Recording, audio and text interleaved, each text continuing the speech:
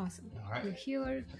Welcome to Behind the Care, a podcast from Neuro Rehab PR, where we slow down and talk with clinicians doing the real work of rehabilitation.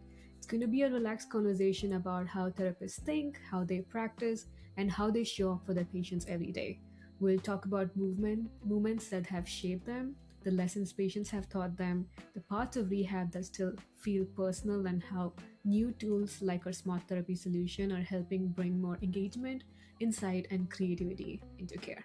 So, because behind every outcome, every therapy plan, and every breakthrough with a patient, there is a clinician making thoughtful decisions, adapting in real time, and helping someone take that next step forward.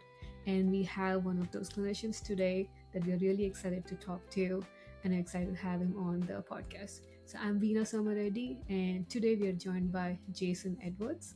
And Jason is the manager of rehabilitation at St. Bernard's Healthcare, where he oversees outpatient assisted living, memory care rehab services.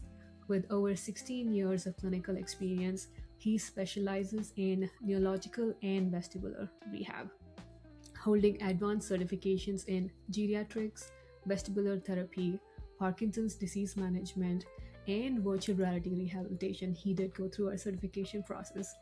Jason is a certified provider in virtual reality based therapy and actively integrates immersive technology into clinical practice to enhance outcomes for patients with neurological and balance disorders. He is known regionally for managing complex cases including Parkinson's disease, stroke, vestibular dysfunction, and post concussion recovery. Recognized as St. Bernard's Leader of the Year, amazing, Jason is passionate about innovation in rehab and is leading efforts to develop a regional neurological and vestibular rehab institute. I love that. I'm excited about all the work you're doing, and thank you for being on the podcast Thank you today for with having us. me. Amazing. So, I want to start with just learning a bit about your story. What drew you to this field of physical therapy and rehab, and how your early experience are shaping how you approach care today? Sure. So, as you said, my background is mostly in neurological and vestibular rehab. Um, I spent the first 5 or 6 years of my career in acute care, managing stroke rehab and some orthopedic conditions. Patients had total knee and total hip replacement, but the neurological side of that's really where I was most interested and felt most comfortable. Um, so I spent 5 or 6 years there, and then we opened up this clinic about 11 years ago, and it's really taken off. Where we specialize now in neurological recovery. We're the only outpatient clinic in this area that specializes in that, as well as vestibular disorders. So most of our patients have a diagnosis of Parkinson's, CVA, um, MS, traumatic brain injury, uh, post concussion, and then I specialize as well in vestibular conditions, so BPPV, vestibular neuritis, vestibular migraine, and other balance disorders. So that's really where my career's kind of taken off and led me to. Um, I'm trying to think how long I've been certified in the virtual reality component of that. I think we I think brought it's it. maybe 2022 or Yeah, I was so. gonna say it's been 4 or 5 Yeah, years, yeah. and I'm thinking our clinic was the first one that was really outside of y'all's system that was brought on for Hmm. that certification. So we love it. We've been using it since then. Use it daily, and our patients Amazing. love it. I'd love to hear that. I know we met with Andy Shatley at a conference, and he saw our solution and he loved it and Yep. he brought it in, Yep. and He it's he been texted me amazing that working. day, Yeah, and right. it was pretty much here in the next week. Hmm. Um, and Yeah. we were hitting the ground running with it. So I know you guys were like, we didn't really have to do an onboarding. Like yeah, you already we knew the we solution, and we use it. So yeah. we've had some staff turnover since that time, but pretty much everyone that's came on board, we've gotten, they've started using it and really feel pretty Hmm. comfortable. And it's pretty easy to set up. Right. Even during a busy day, it's pretty easy just to transition from one patient to the other with the equipment. So I'm glad to hear that because, hopefully you've seen our updates throughout the years too. yes, We've tried to make it easier and easier to yep, use. And then hopefully that has helped yes, it from helps the significantly. first version to what you have right now. Yes. Amazing. So, in your day-to-day therapy efforts, what brings you joy in what you do? Well, especially with my patients that I have, Mhm. a lot of them, it's, I guess, kind of tough to say, but just when they're having a positive day or a good day. Some of our patients, especially with Parkinson's and stroke, they're going through some of the toughest, darkest times in their life. And so when they're coming in smiling, or I just a few minutes ago had a patient that has Parkinson's, and we were doing some power moves, and she hadn't been able to really successfully do some of the movements with good control or without loss of balance in a few weeks, just because of the natural progression of the disease. And today we kind of isolated some areas, and she was pretty much had a perfect performance on some of the things that had been giving her trouble the last few weeks, and she left Okay. crying happy tears because of that today. So that's always good to see. Of course, having patients walk out of here that weren't able to walk Hmm. in when they first came, that's always beneficial. For my vestibular patients, they're coming in having acute vertigo symptoms a lot of Right. times, and sometimes it can be a chronic condition as well. But um, where we're able to help them to where they're not having any dizziness or vertigo when they leave. That's always rewarding.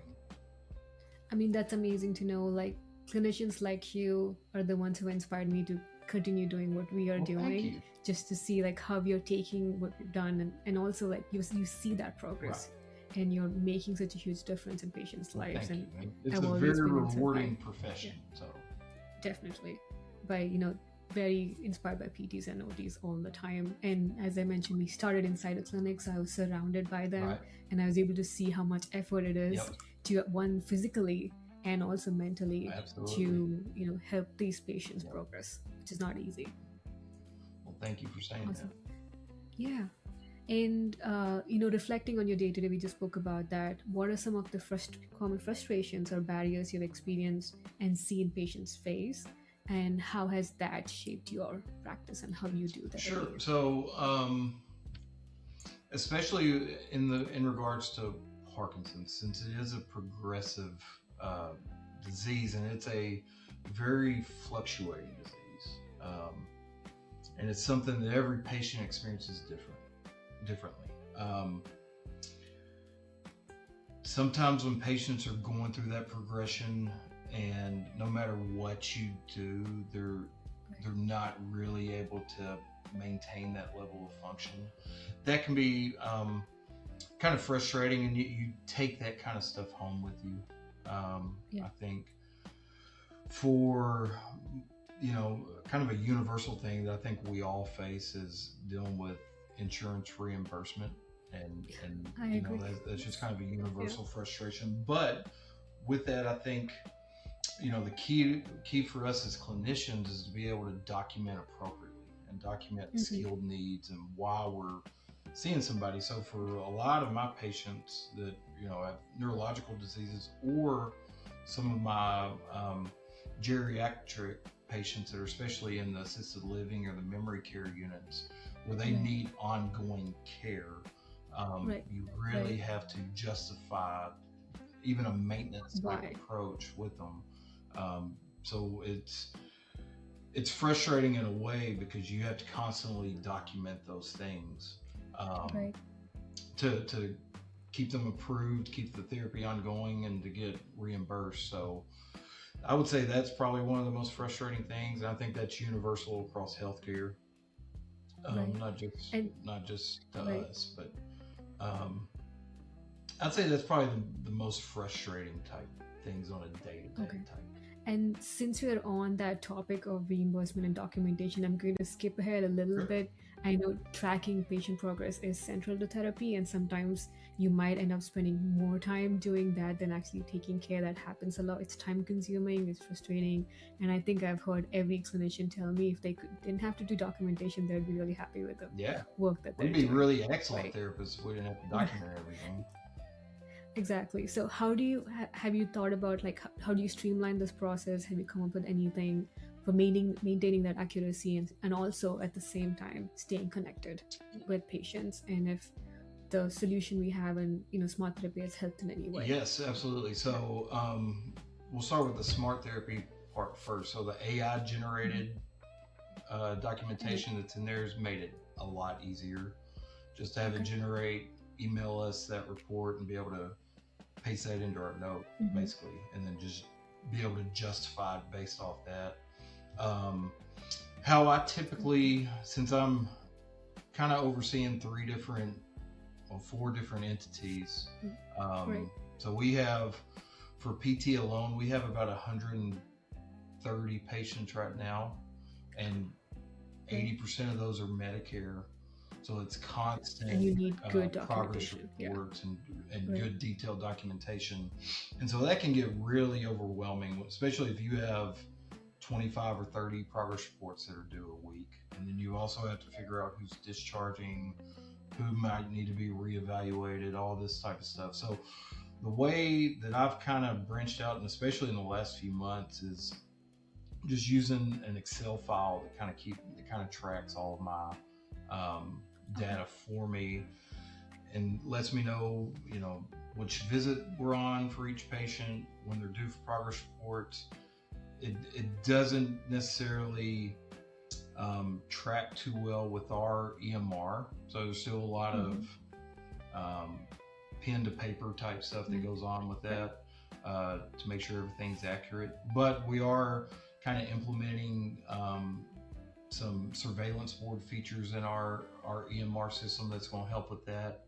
It's kind of in its beta testing mode right now, and then we're hoping to add some AI features into our documentation as well. And I think that will help. Got it. Uh, Right. I think that's really where AI can help us as clinicians, just to be more Definitely, I efficient, more understand. detailed, um, and And you are over the clinician where you see patients plus you're a manager, so that's extra yeah, duty for you, so that's a lot of two or work three on your jobs end in to like, one. But yeah. it is what it is, Right. and it's fun. I enjoy the Yeah. responsibility of it. So, And that's why like I'm so glad, like, thank you for taking the time oh, you're because I welcome. understand you're a very Glad busy to do it. person.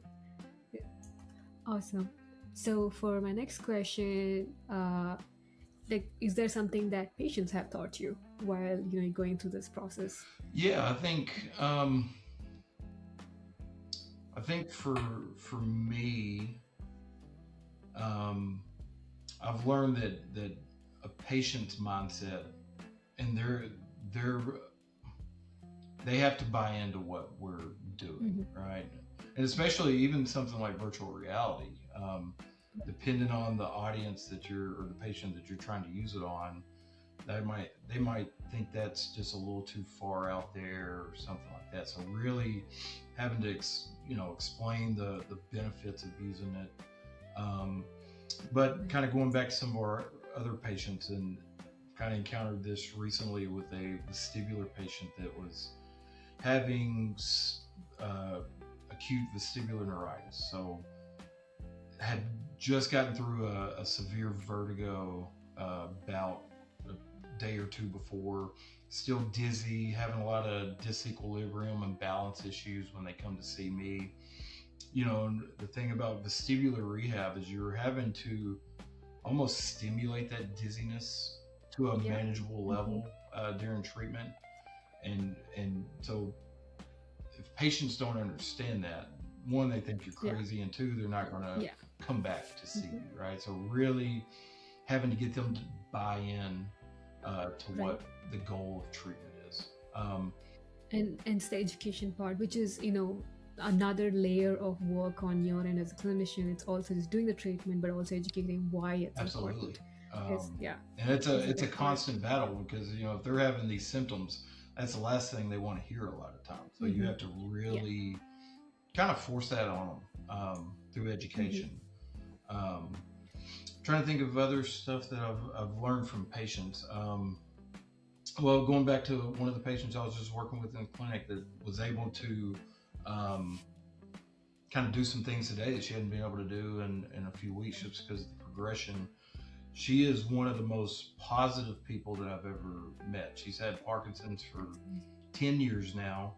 Oh, And wow. but just in the last year and a half, the progression's really got more severe, and to where a lot of people I think would, um, get and I mean I would too, but depression, anxiety, some of those Right. type of factors that really can manifest. She has stayed just as positive and motivated. She is, like I said, kept a positive mindset, and Mm-hmm. basically said, "I'm not going to let the disease defeat me. Bring her So no down. matter Right. how bad it gets, it's never going to defeat me." And so I admire her for that. So And that's encouraging and inspiring for you too. Like absolutely, when they are motivated, it absolutely, motivates you as a clinician. Yeah. yeah. So To help them that's reach those goals. So, that's yeah. something to some patients just have that perseverance factor. Um, Mm-hmm. Not everybody Right. has that, but the ones that do, I That's think true. they really, especially from a spiritual standpoint, if they're Mm-hmm. have a lot of faith and engage in prayer or meditation, whatever it is, along with that high motivation, they seem to really just have better outcomes, but Mm-hmm. also slow the progression of some of those other diseases. That's amazing. It's that intrinsic Yep, motivation and making sure that you can that's beat huge. something that, biologically it's supposed to not do, Absolutely. but I think all that helps for sure. And thinking about that, so how has the smart therapy solution or virtual reality device changed the way you approach certain cases or the way you approach therapy? Yeah, absolutely. So, one of my favorite things to use smart therapy VR um, is patients that develop so much fear avoidance behaviors, right? So we deal with patients who've had a lot of falls. And so a lot of times, one of the first things I ask them is, do you have a fear of falling? If they answer yes, that one automatically tells me that having a high fall risk, but two, that's something we need to address. And a lot of times, that's the hardest thing is that psychological component. And so VR through like relaxation station, starting off with, just kind of get them used to a virtual Hmm. environment, and then progressing to more challenging or functional type programs in that you see them moving and there's no inhibition to their movement whatsoever. Yeah. They're moving And pretty. we've seen that happen. They actually can. They Yeah, just the mental yeah, barrier and that, and so it they gives think them they a cannot do one it. that distraction, but something objective that they're having to do Hmm. inside in that world, and it really does improve their self-confidence, Right. and so we'll see improvements in balance scores, the falls efficacy scale, the ABC scale, all those subjective tests. They all Right. most of the time have pretty significant improvement on those tests. That's amazing to see. Yes, Uh, that's one of my and favorite ways. And then with our vestibular patients, especially once we get mhm, that vertigo um, stable, right. it's a good time to introduce kind of that virtual world just for that sensory mismatch that's going on. And starting, and I'm still constantly assessing Hmm. their tolerance to it. But when we first started, I was pretty apprehensive about putting a acute vertigo Right. patient in virtual reality. But I think in the 4 years we've had it, I think I've had one that maybe had like an adverse reaction where it was just increased vertigo. So everybody else seems to really enjoy it. It helps with that Right. sensory orientation a little bit, gives them distraction. And then for our other neuro patients, so Parkinson's, CVAs, TBIs, Hmm. that getting them in there um, and just letting them move, especially with like an Right. external Yeah. cue or external target, to really work on their balance, their coordination, endurance. I mean, that's a huge one. Hmm. Um, and I was telling you Have about you seen their endurance increase while using VR? Have you seen their endurance yes, increase? absolutely.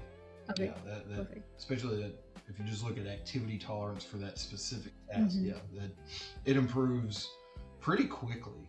I think they Right, might only be able to tolerate 3 or 4 minutes of it initially, and then a few treatments later, they've already done 15 minutes. You know, right. And we've seen that even, just when doing demos and working with the patient, we had, working at an inpatient rehab, a patient who had standing tolerance of 20 seconds. yeah, That's what, they had yeah, documented. And but she stood up in VR, was there for 30 seconds.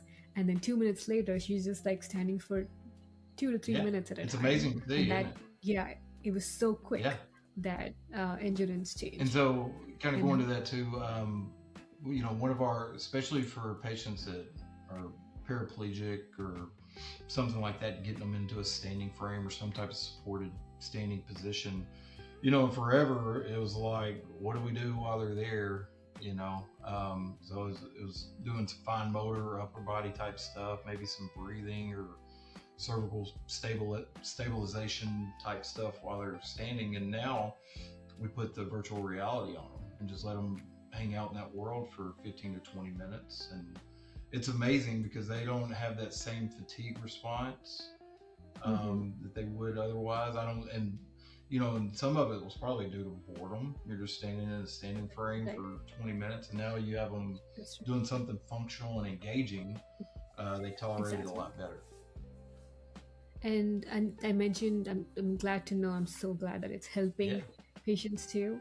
And when you're talking about vestibular rehab too, we've seen that when patients put on the headset, sometimes they stabilize. Hmm. We saw that in early on in the Yep. clinics, and we really didn't know why that's happening, but they're somehow more stabilized, and that's when we start to build ocular tract, like eye Yeah. tracking That exercises that to brain starts to help with that. compensate a little bit. Hmm. So I think there's a lot that kind of goes into that, through Okay, neuroplasticity and just central compensation with vestibular right. disorders. Just having just that stimulus that's in there, I think just Hmm. helps the brain reorganize a little bit. Exactly. And also the way, things are focused in VR Hmm. is different than it is in real life. So maybe that Yeah, focus absolutely. of their eyes also Yep. helps. Just before we started this podcast, you were just talking about how you're using with a patient with stroke patients with like left neck light or right neck Yep. light. And So could in you fact, speak, yeah, he more just about that? discharged last week, but he had a pretty significant CVA, and honestly, from a like, it didn't really necessarily cause strength deficits or anything to that degree. Its main problem is it caused left homonymous hemianopsia. So he could attend to that side, but he just didn't have the visual input on that side. So Got it. it was constant cueing to cross midline and be aware of what's over on that left side. And one of the best things we found for him was doing retail therapy in the VR Hmm. system, where the items are up on the shelf. He has to turn and reach over there to get them, and that almost immediately seemed to start improving Okay. his awareness to that side. So it was cool to see. That's amazing.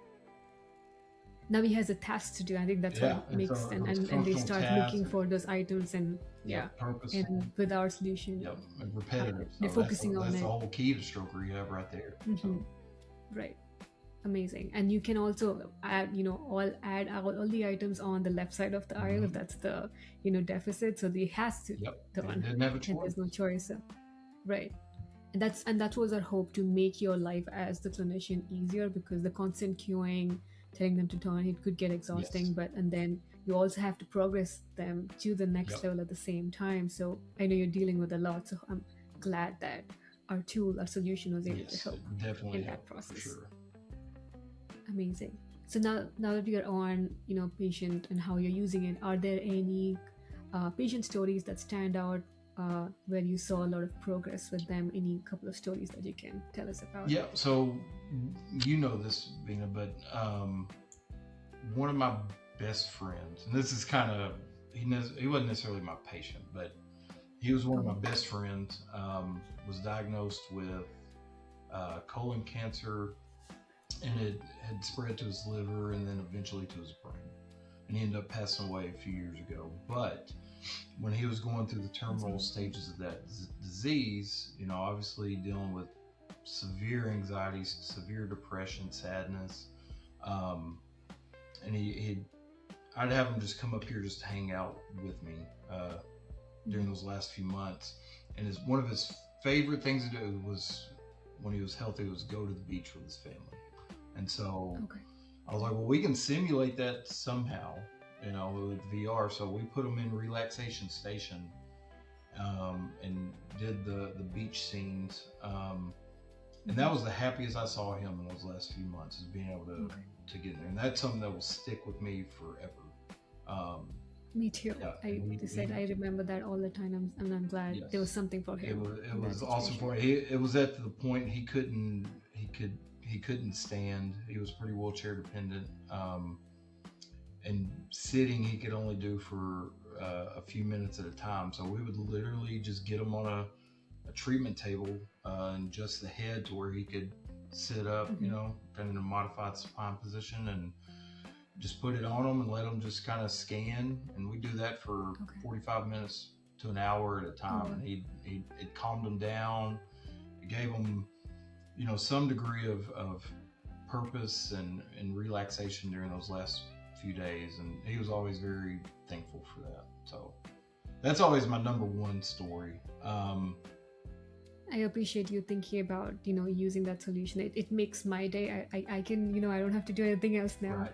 You It, know, it was it was I, it was it was just awesome. being able to help you with one Yep. patient, one person, Yep. your especially your best Yep. friend in that scenario.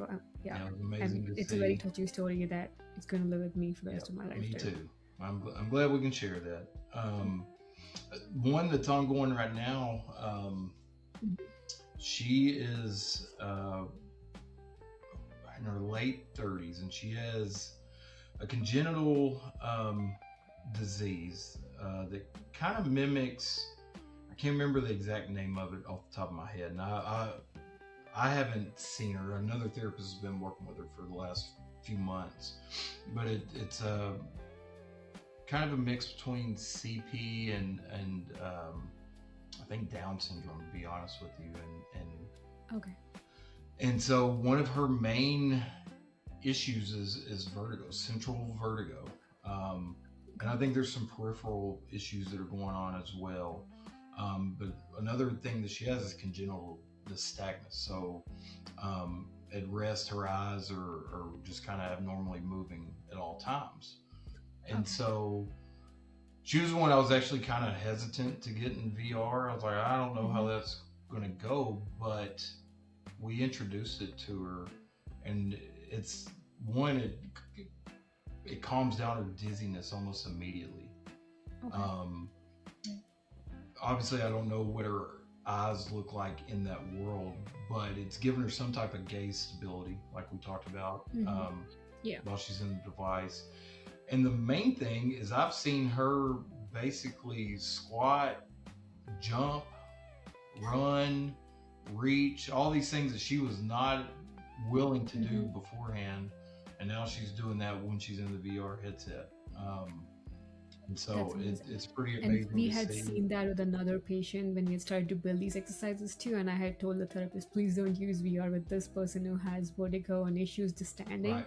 But somehow, as I mentioned, just stabilized as soon as you had the headset on and she was reaching and Yes.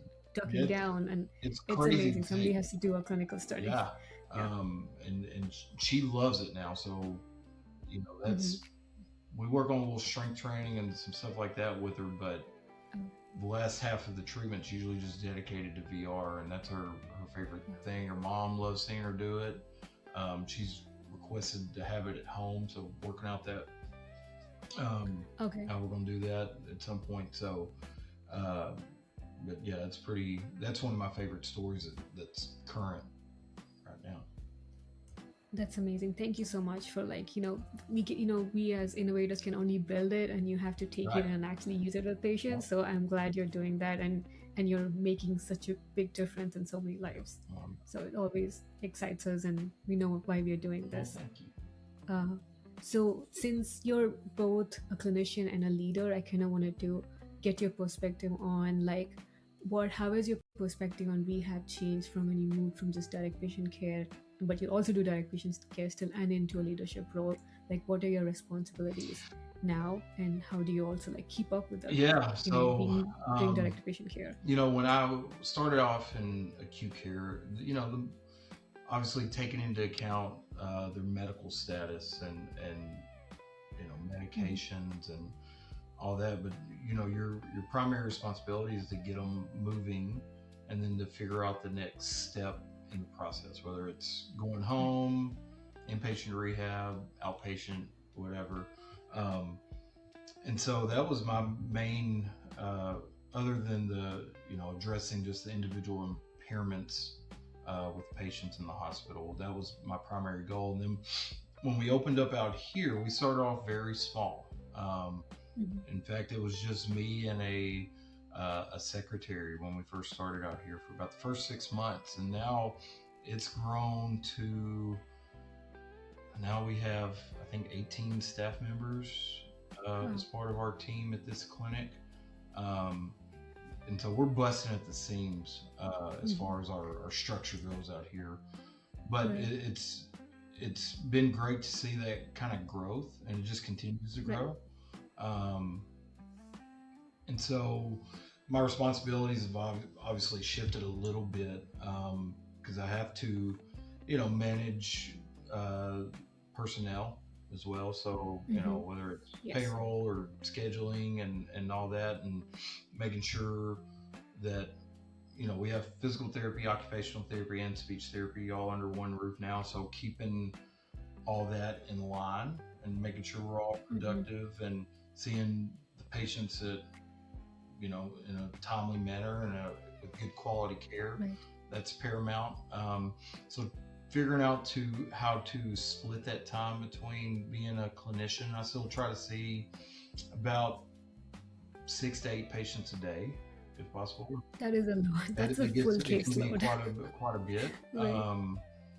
But also being able to split, my administrative tasks and managerial Mm-hmm. tasks with that, it can be challenging, but Right. it's I like I said, I enjoy the responsibility of doing that. So, Okay. I mean, you're obviously a Superman who well, can thank do you. many different things. Managing caseload plus Yeah, and overseeing so many departments.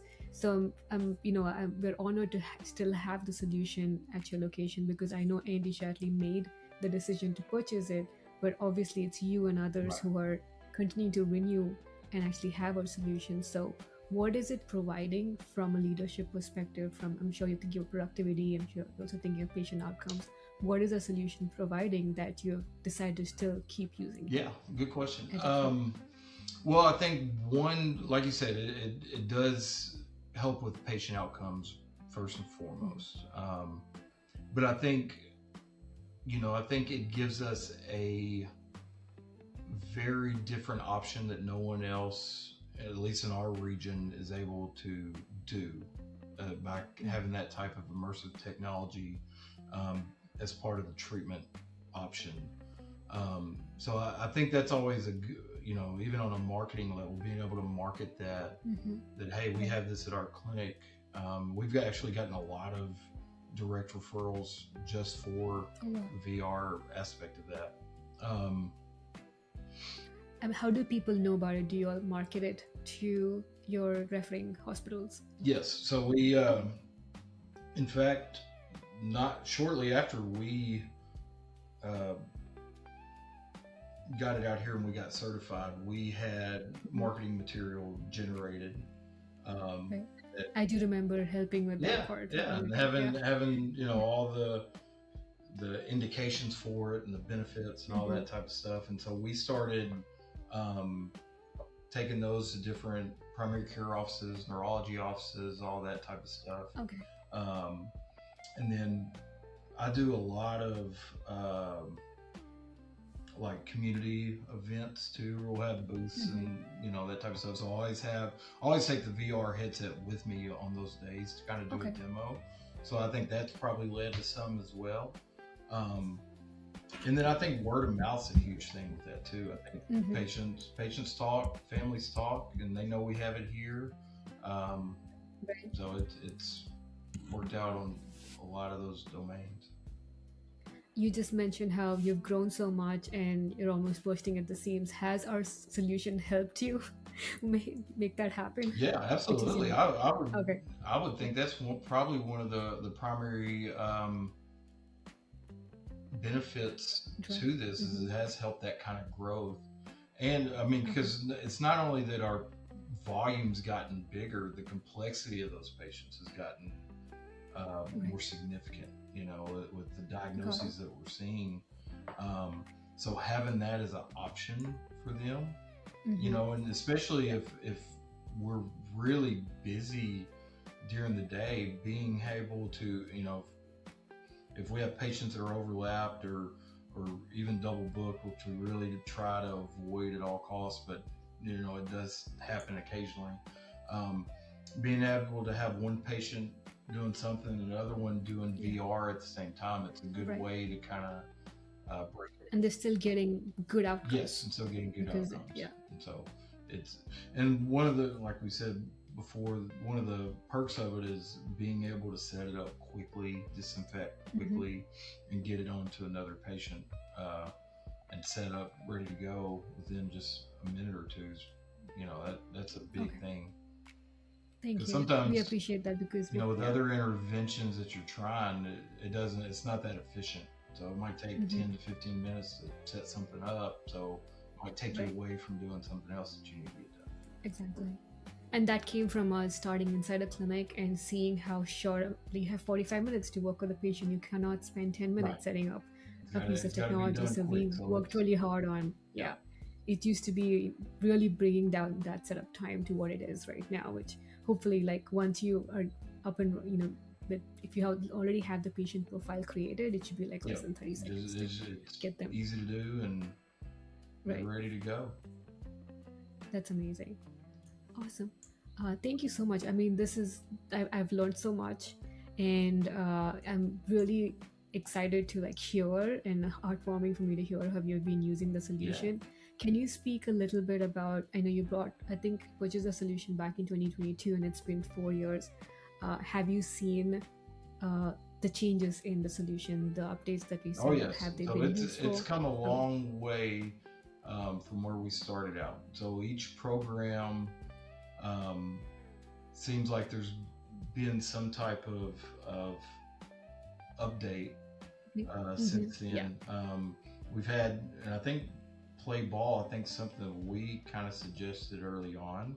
One I because think I'm a so. huge Yeah. baseball fan, and then two, it was such a functional task for Hmm. patients to be able It's to one of our do. very popular apps at Yeah. this point. So Yeah. seeing that come to life, and then improvements made to that, it's been very beneficial. You know, I think y'all did a big update on it a year or so ago, and so Yeah. with But it looks very totally totally different from what it different. used to look like. Yeah. It's fun to get in there and kind of play with, um, Hmm. and kind of see all the stuff. And I'm sure there's stuff I still don't even hadn't even seen or figured out. But There is a lot of yeah, exercises. Yeah. but Now. it's great to see. Okay. Have you all had any success using the ocular track exercises with eye Yeah, tracking well, to especially with some of communicate? our vestibular patients working on gaze Hmm. stability, and you know, a lot of those patients as well. There's just like if you have neck issues or something like that, Hmm. you get this less freedom of movement.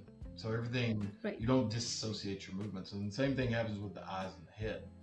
We start having Got vertigo it. issues or gaze instability, oscillopsia because of the vestibular issues.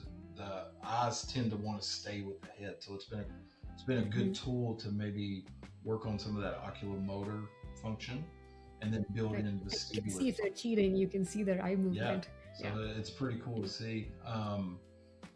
And then yeah, I mean it's been you're saying it grow, and it's really become a big tool for us as well.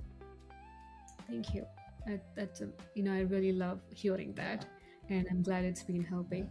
I think we're at the end of it. Is there anything that you would like to share? Maybe if there's another clinician that's watching this and wants to get into virtual reality or do what you're doing, what If advice would you somebody's give them? interested, I'd say do it because Hmm. technology, especially with what we're seeing with AI, I mean, you've kind of got to jump on board with that. Right. And so if you have any hesitation, just go ahead and do it. Get used to Hmm. it. Have fun with it. Let your patients have fun with it. Um, and I think it'll be a valuable tool to add to your toolbox as a Right. clinician, as a therapist. So Exactly. That's great to know. yeah, And you're in the Arkansas area.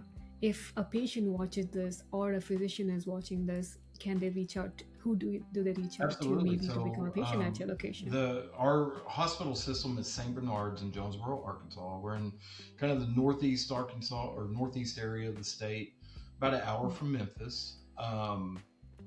You can my clinic's name is St. Bernard's Villa, um, VILLA. My clinic number is 870-207-6215. And then my email is jdedwards at sbrmc.org. And so feel free to reach out to me in any way if you have questions about it, if you'd like to come in for a demonstration, or if you'd like to become a patient or a referring provider or anything like that, feel free to reach out to me. Perfect. And we'll also make sure to add your, if you're okay with it, at least email information when we get this podcast Absolutely. out so Be people great. can reach out to you. Yeah. Awesome. But I mean, it's been such a pleasure speaking with you today. I know, sometimes you get, when you're busy, I can't really hear all of these stories. And I'm so glad that you've been using it with so many Oh, yeah. patients and it's helping in such a good way. Yeah. And hoping to keep this, relationship going, Absolutely. and then I've enjoyed we'll it. start adding, as you know, Yep. more software updates will always be Right. coming. Well, thank you so Awesome. much for having me. Yeah, It's been a of pleasure. course. Yeah, it's been a pleasure here too. So just to summarize, you've shared a lot of good areas for us innovators and echoed somewhat. We've also heard from fellow experts in the area, increasing patient motivation, helping with stress and anxiety, and obviously outcomes, which is always really, really Yep. important. And also bringing joy Yes. to the patients, especially when they're maybe stuck or plateaued or, have depression, just getting them out of Yep. that mind space that they're in makes a huge difference. And the good thing about VR, you can just put them in that space, they can't say anything Yep. else. uh, They're just that kind of that immersed would be in that great. world. Exactly. And then also I'm glad that it's really helped refer Yep. patients to your clinic, and it's grown and helped in a way to grow the clinic too. So really glad to see that. And thank you for being on the You're podcast. welcome. Thank you for having It's me. good. Yeah, of course. This is for our audience. Thank you for joining us on Behind the Care. We hope this conversation gave you a closer look at Jason's practice and also what St. Bernard's is, the amazing work that they're doing, the clinical thinking, the patient stories, and everyday moments that makes their work really meaningful. And at Neuro Rehab VR, we're really grateful to partner with clinicians who are pushing care forward while staying deeply connected to their patients. So, if you want to learn more about our smart therapy solution and how it's helping patients, therapists, and rehab practices, visit us at neurorehabvr.com, and you can follow us on LinkedIn, Facebook, Instagram, and X at neurorehabvr. So, thank you for listening, and we'll see you next time on Behind the Care. Thank you.